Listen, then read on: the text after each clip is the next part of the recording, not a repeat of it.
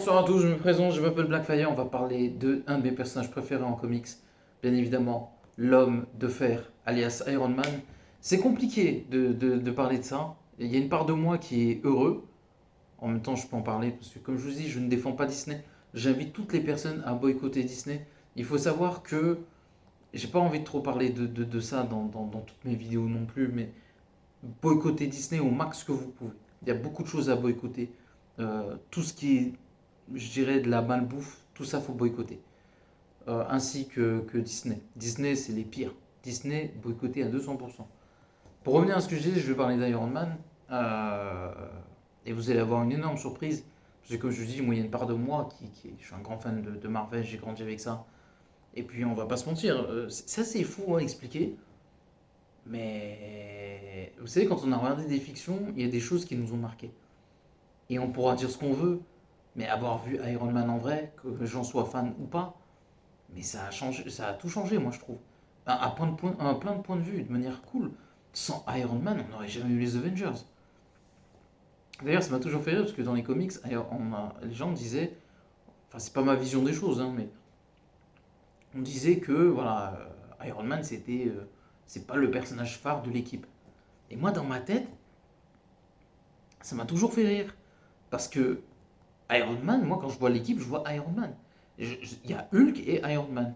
Forcément, il y a Thor et tout ça, mais le personnage pour moi emblématique des Avengers, pour moi, ça a été Iron Man, Hulk, Vision, Scarlet Witch, excusez-moi, mais Captain, jamais. Captain, c'est tout ce que j'aimais pas. J'avais des Astérix bizarres sur son truc, il a, je sais pas, il a ce côté un peu, tu sais, genre, je suis américain, je vais vous sauver, je pouvais pas me voir ça. Et Thor, je pouvais pas non plus. La dégaine, c'est quoi cette dégaine ringarde?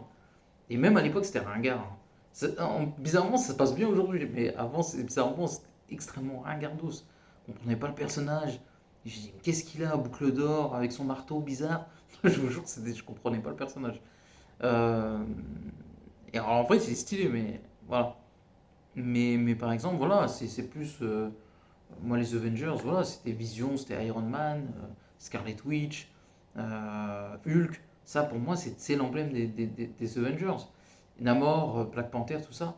Même si Black Panther, je ne vous mens pas, c'est arrivé un peu après quand même. 4 Fantastiques à l'époque aussi, j'accrochais pas trop. Mais pour revenir sur Iron Man, apparemment, il pourrait avoir Iron Man 4, 5 et 6 avec Robert Downey Jr.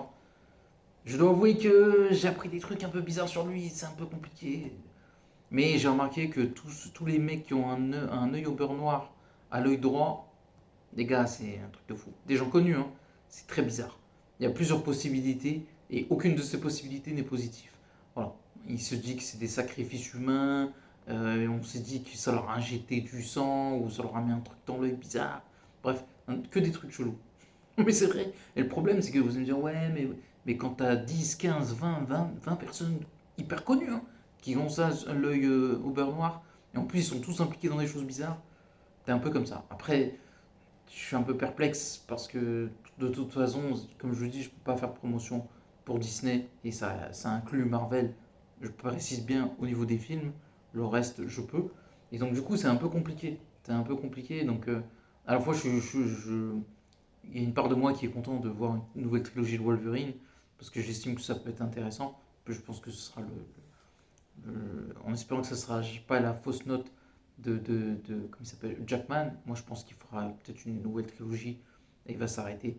Parce que on l'aime bien, mais je pense que ça y est, commence à vieillir quand même, le gars. Je le vois tenir max une trilogie, et puis franchement, j'espère qu'il va s'arrêter. Pour son bien, hein, parce que en fait, c'est vrai que c'est un peu compliqué, Hugh Jackman. C'est un peu compliqué à expliquer Hugh Jackman ou Iron Man. On va commencer par Hugh Jackman, c'est peut-être un peu plus facile. Mais je dirais que il a fait X-Men 1. Donc déjà, il commence fort. X-Men 2, chef-d'œuvre. En plus, c'est l'un des meilleurs personnages du film. Rien à dire. X-Men 3, c'est un bon divertissement. C'est un mauvais X-Men, hein, mais c'est un bon divertissement. Et Hugh Jackman, pareil, il est toujours au sommet. Difficile à dire. Il est exceptionnel dans le 3, mais il monte en puissance en fait à chaque fois. Donc c'est vrai que Difficile à dire lequel des deux films il est excellent, parce qu'il est excellent dans X-Men 2 et 3. Et on sent que dans X-Men 3, en plus, il a ce côté où voilà, ça fait 3 fois qu'il a le rôle. Il est plus dans son personnage, en fait. Il est vraiment ancré dedans. On a X-Men Origin Wolverine. Dégueulasse le film. Enfin, je comprends que les gens apprécient, parce que je l'apprécie d'une certaine manière, mais c'est pas le meilleur film Wolverine.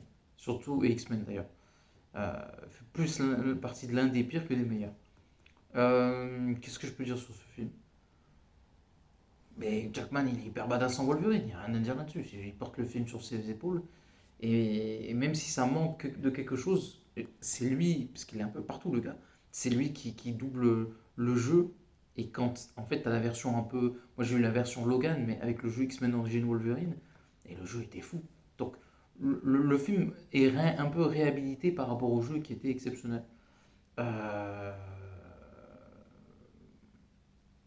Tu dis, bon, Jackman, il est là, ce qui est logique, et tu dis, bon, X-Men 3, X-Men Origin Wolverine, est-ce qu'il en a pas trop fait?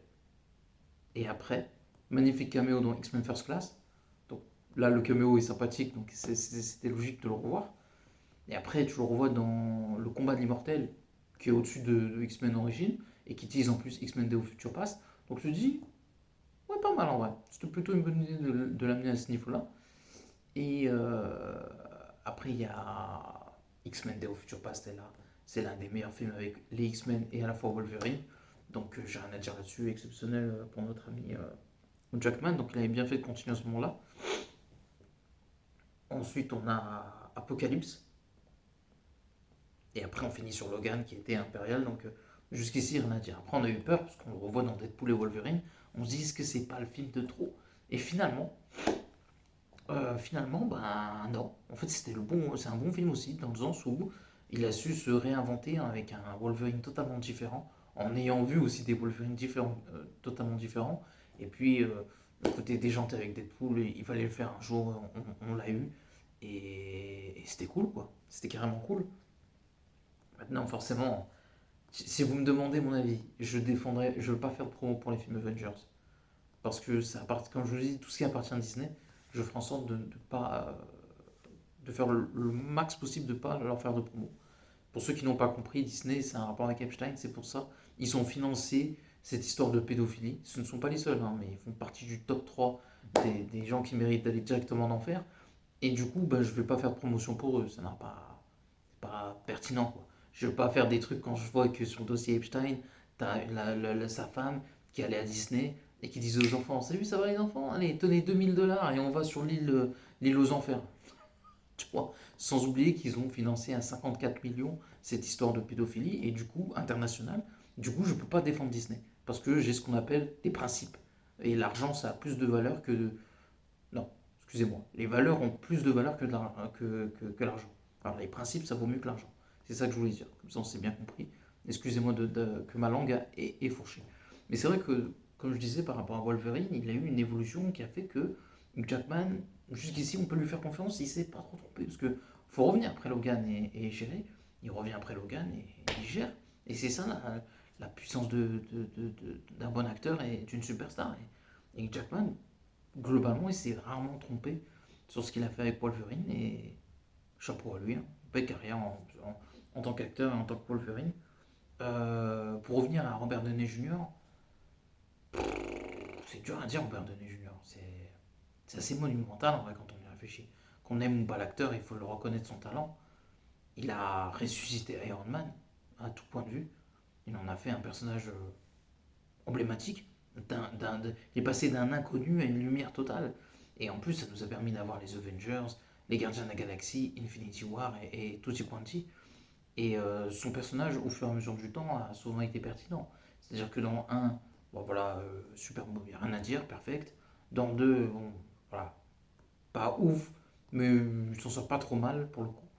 Iron Man 3, enfin Avengers, impeccable. Iron Man 3, super. Euh, L'ère d'Ultron, il est incroyable aussi dedans. Spider-Man Homecoming, non, Civil War, pardon, excellent. Spider-Man Homecoming, c'était excellent aussi. Ça, je parle de prestations, hein. Infinity War Endgame, vous connaissez la chanson.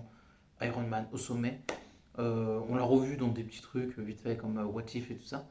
Et moi, étant un grand fan du personnage, je veux voir un film Iron Man versus le mandarin.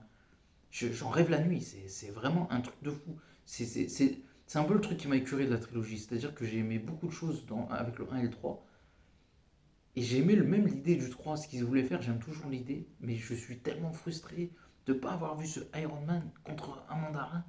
Ah, ça rend fou. Quand on est fan d'Iron Man, ça rend fou.